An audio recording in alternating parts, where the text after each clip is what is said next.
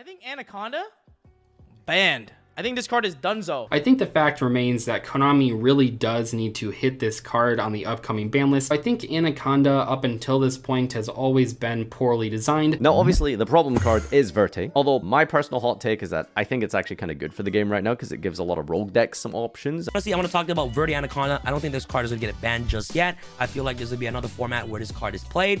Then once after that, once Maximum Gold gets sold out, once all these sets that have Verde Anaconda, fades out, you know what I'm saying? Then Konami's probably gonna ban it. I really like Predaplant Vert Anaconda being banned on here. Not because Anaconda is a busted Yu-Gi-Oh card.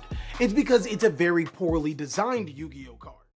Predaplant Verte Anaconda was one of the many Link monsters printed in the Link Reigns pack. On release in the TCG, Verte saw little to no play as decks didn't have anything strong to work with the card. At the time, there was a global pandemic going on, but we can say for certain that decks like Synchro Eldritch and Adamancipator would easily overshine Verte's existence in the metagame. There were a few people testing it with Neos Fusion and Rainbow Neos, but not enough to say it would define a format. Fast forward to late 2020, during the time Red Eyes Dark Dragoon was released in the TCG, people anticipated that it and Verte would take over the meta. Judging by how dominant Dragoon was in the OCG, we thought it would impact our meta in a similar way. After weeks and months of testing with the cards, we realized how wrong we were. The problem wasn't that Verte or Dragoon were bad cards, but playing the materials in Red Eyes Fusion weren't worth the risk. In a meta with Dragon Link, Dinosaurs, and eventually the powerful Virtual World strategy, those decks were strong enough on their own to even consider running Red Eyes Dark Dragoon. The only decks that were consistently playing the card at the time were decks like Eldritch, Guru, and other lower tier decks that lacked the power to stand against the meta. Even though it was agreed upon that the Dragoon engine wasn't as viable, people were still frustrated at the fact that these cards on their own can steal games. Months later, other decks like Drytron would soon incorporate the Dragoon engine, but not enough to show that it was a problem in Konami's eyes. In the course of time, we'd see another fusion monster worth playing alongside with Verte with the release of Destiny Hero Destroyer Phoenix Enforcer. Similarly to Red Eyes Dark Dragoon in the OCG, Phoenix Enforcer would soon dominate their format and take over their metagame. What was different about Phoenix Enforcer though was Fusion Destiny and the Fusion materials. Not only did Fusion Destiny have less restrictions, but Destiny Hero Celestial and Dasher were much better cards than Dark Magician and Red Eyes Black Dragon. Phoenix Enforcer is nowhere near as powerful as a card as Dragoon is, but because of the fusion spell and materials is what makes it more appealing to play. As the TCG got closer and closer to the release of Phoenix Enforcer, many people caught on to the fact that the Phoenix Enforcer engine would have more of an impact on the metagame than Dragoon. Weeks after the release of Burst of Destiny and the powerful fusion monster Phoenix Enforcer, the rest of the community caught on to the engine and many were already sick of it. This brings us to where we are now, and a lot of us in the community feel as Predaplant Verte Anaconda is the problem in the discussion between the fusion monster, the fusion spell, or the Link monster itself.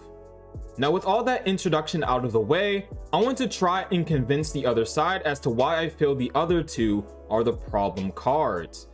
All I ask from you guys today is to at least hear me out and listen to everything I have to say before continuing to disagree with me. I also want to say, as much as we might discuss this topic, it ultimately comes down to what Konami feels is the issue at hand, and we have little to no say on what they do. The issue at hand is Konami's attempt to make fusion decks good recently is by not only making powerful fusion monsters, but making absurd fusion spells that end up giving players insane advantage. In addition to that, it has been clear that they've welcomed the fact that Predaplant Verte Anaconda could be abused by these fusion cards. Notice how every fusion engine has been printed after the release of Verte.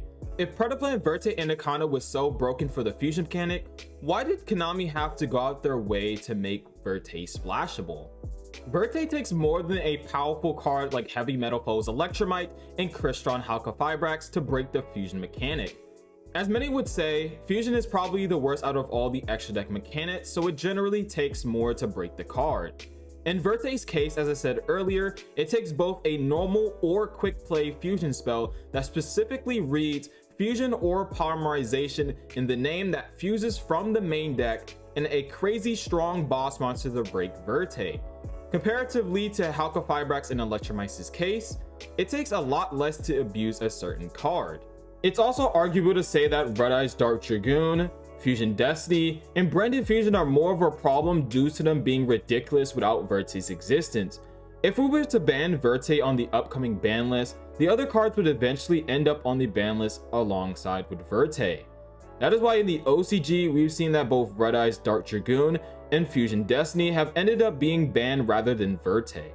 Over here in the TCG, we almost know these newer cards won't get hit because Konami is still trying to sell them. It's to the point where it seems like people only believe Verte is the issue because of how far behind the TCG is compared to the OCG. People say that Verte inherently makes Konami have to design cards around it, but Konami has shown not to care about that. As I mentioned earlier, Konami has recently printed Phoenix Enforcer and Branded Fusion, which seem like they were perfectly designed to work with Verte. You can argue that Konami didn't think that Dragoon wouldn't be abused with Verte, but Phoenix Enforcer and Branded Fusion were made with the thought that it can potentially be abused with Verte. No one truly knows what goes on in Konami's mind when designing Yu-Gi-Oh cards.